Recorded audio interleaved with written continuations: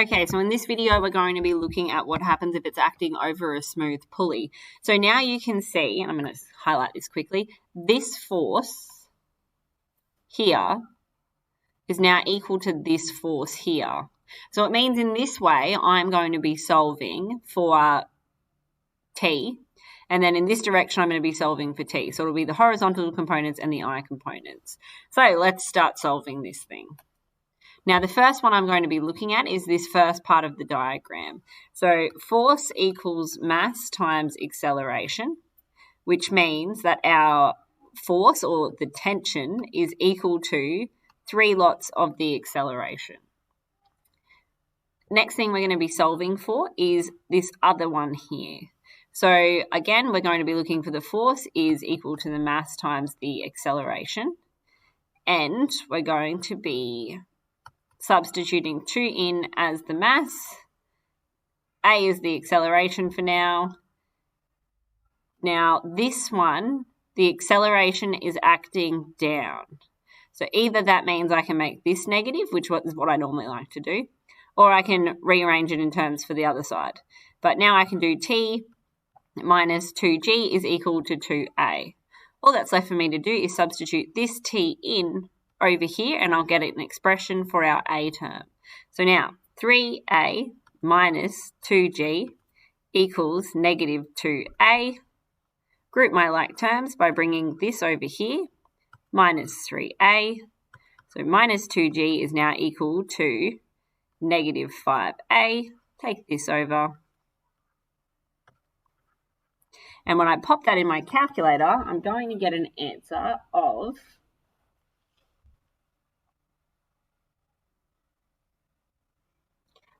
let's see. Now I can leave it an exact 2 divided by, 2, delete, times 9.8 divided by 5. So the acceleration is 3.92 meters per second squared.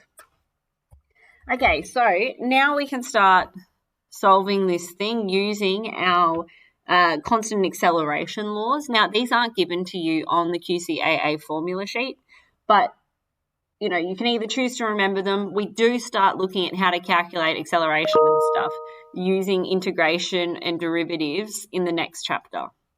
So we're going to be using S equals UT plus a half of AT squared. Now in the question, it's given that our acceleration is going to be equal to 3.92 meters per second. Our initial speed is 0. The time that we're looking, the distance that we're looking at here is 1.5. So S is going to be equal to 1.5. And T is the thing we're trying to find. Now all I have to do is whack it back in and rearrange my equation.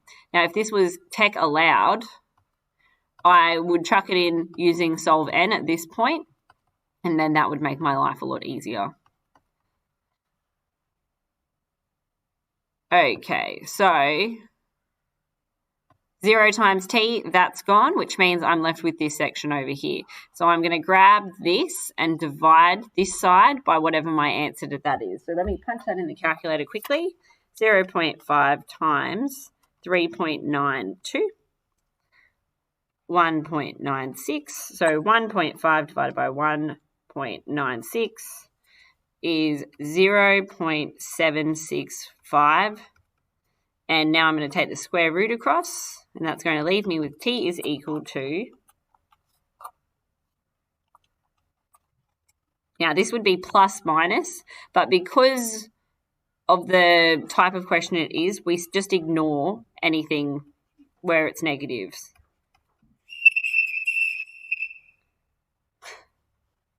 Okay, so the time that we're looking at is 0.875 seconds.